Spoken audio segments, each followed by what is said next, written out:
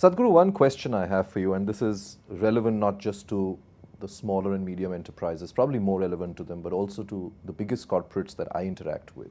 The one word that you keep hearing again and again is the inability to attract the right talent or to retain the talent.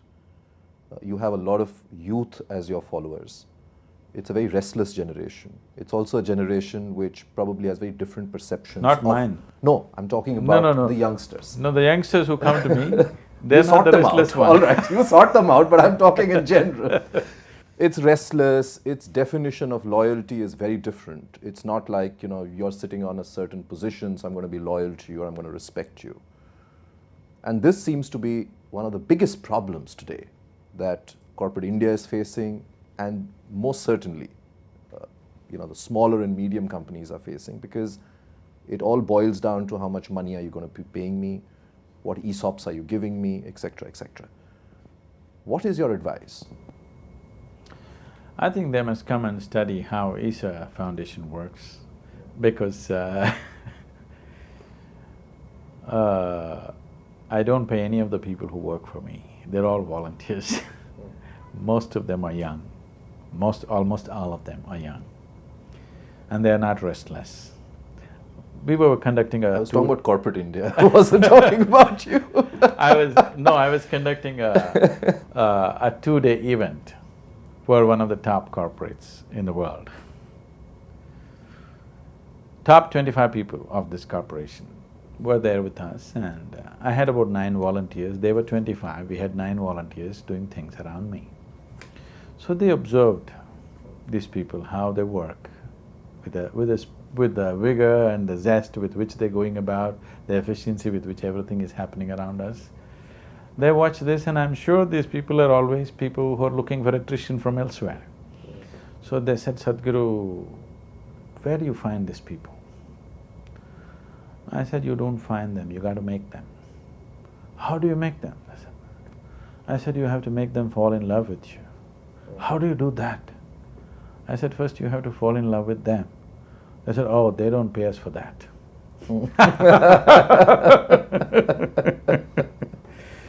But you're saying, in simple words, that's what it all boils down to? Yes. Great leaders are those who are able to… Your involvement. You're not looking at life as to what you can extract.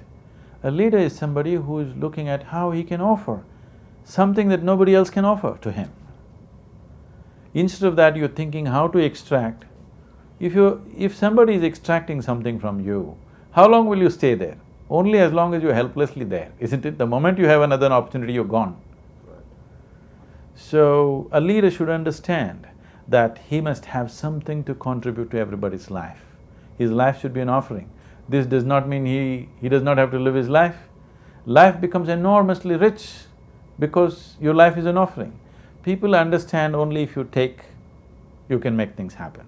See, from what you get, you can make a living. It's only by what you give, you can make a life. So you're just making a living, that's not important. You make a life out of it, that's leadership. If you do not make a life out of it, there is no leadership. People will be with you only as long as they're helplessly stuck with you. The moment they have another opportunity, they will go. And they should go. Finally, Sadhguru, since we're talking about entrepreneurship, one of the very interesting growing trends that we've seen is social entrepreneurship. Across the world, we've started seeing seeds of that even in India. How do you see that? Because typically or traditionally, the thought process was that it's charity and it's about giving away.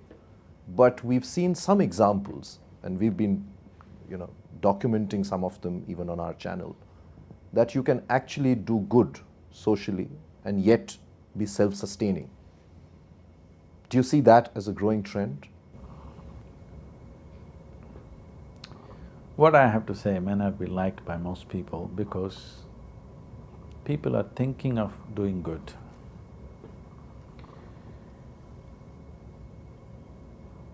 See, thinking of doing good is you're trying to do something that you believe is good. What I'm saying is, as I said earlier, if you craft your businesses around the life, because business is about serving life, it's not the other way around. Life is not about serving business or commerce. Commerce and business is about serving life, isn't it? If this is the fundamental, you don't have to think of doing good. Whatever you do will be naturally good. Because if you… see, whatever you do, for example, whether you produce a safety pin, or you produce a computer, or you produce a safe spacecraft, in some way, it is useful to somebody, isn't it? The question is only the context.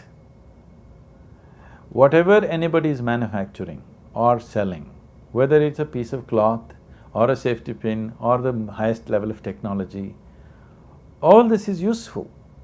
It is just that the person who is offering it is not seeing it that way. He is only thinking about what he can get.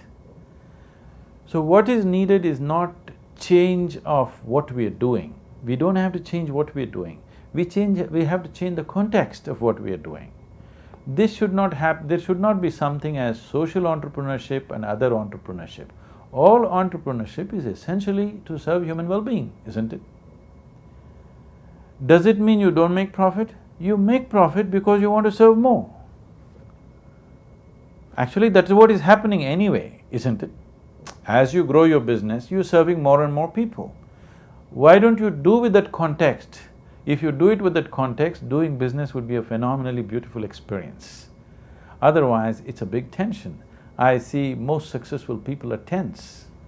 I see generally successful people are suffering life a lot more than not so successful people. I wish you all the best for Inside Sadhguru and hope to see you there, and hopefully this journey will probably continue and we'll be able to, through you, The convey idea this is to message give them all an insight that they don't have right now. Thank you very much, Sadhguru, for joining us.